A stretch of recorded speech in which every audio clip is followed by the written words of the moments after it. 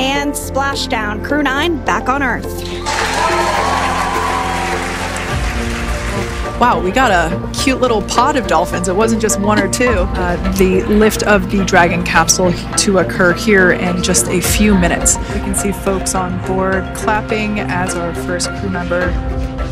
Oh, looks like we're getting our next crew member here.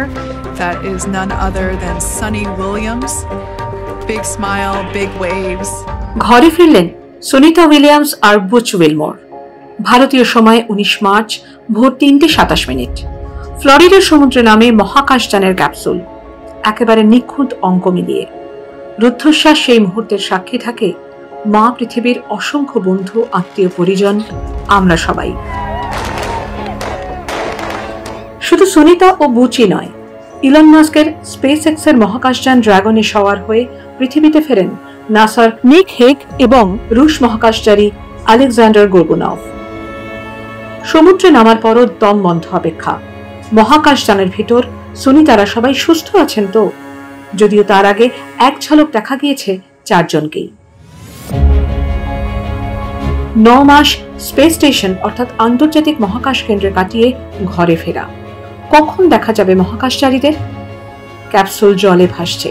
সুনিতাদের ফিরিয়ে আনতে পৌঁছয় American নৌসেনার boat. কয়েকটি ডলফিনও পৌঁছয় যেন পৃথিবীর হয়ে প্রথম শুভেচ্ছা আর সুস্থ থাকার বার্তা পৌঁছে দেয় সুনিতাদের। 8 দিনের জন্য আন্তর্জাতিক মহাকাশ স্টেশনে যান সুনিতারা। মহাকাশযানে যান্ত্রিক ত্রুটির কারণে পৃথিবীতে ফেরা হয়নি।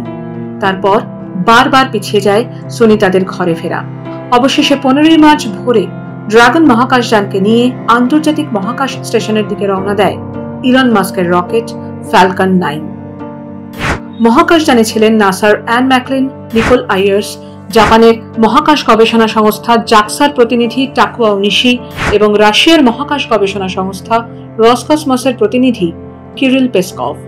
স্পেস স্টেশনের দেখভালের দায়িত্ব এখন থেকে তাদের। পৃথিবীতে ফিরলেও এখনই বাড়ি ফেরা হবে না সুনিতা বুচদের। আপাতত গন্তব্য নাসার হিউস্টন জনসন স্পেস সেন্টার। সেখানে তাদের স্বাস্থ্য পরীক্ষা চলবে বেশ কদিন। 286 দিন আন্তর্জাতিক মহাকাশ স্টেশনে কাটানোর পর সম্ভবত হাঁটতেই ভুলে গিয়েছেন মহাকাশচারীরা।